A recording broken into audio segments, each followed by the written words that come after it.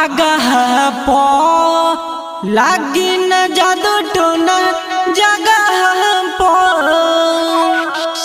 धोल लवंग पड़ी आगाह पो लागी न जादू टोना जगह पो धोल लवंग पड़ी आगाह पो लागी न जादू टोना जगह पो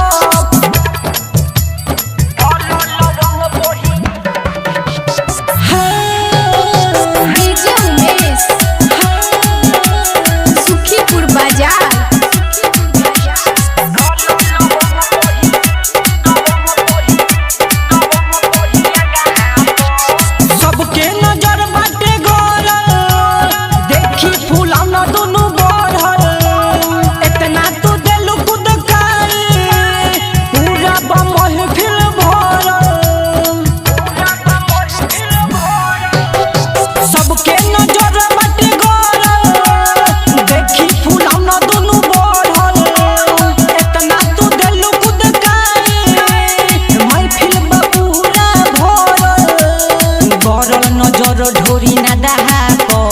गरल नजर ढोरी ना दहा को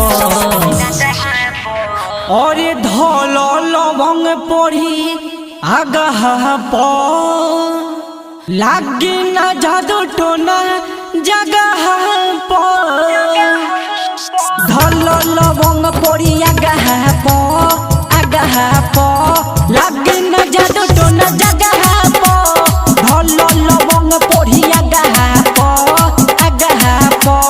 लागी न जादू टोना जगह पो सुला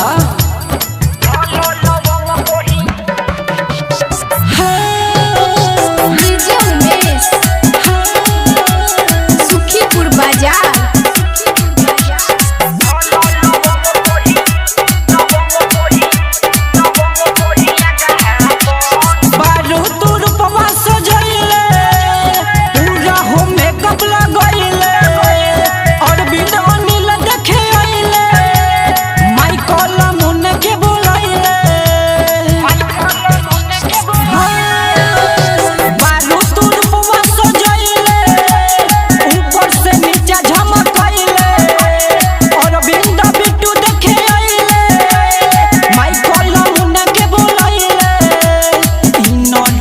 लैले बागाहा से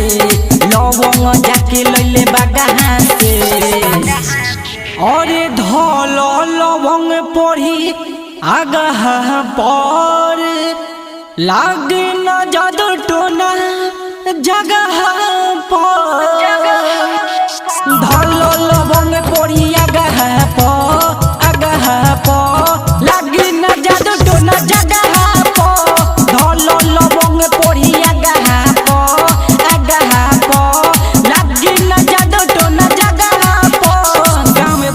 जोगी रहली सन बच के रह।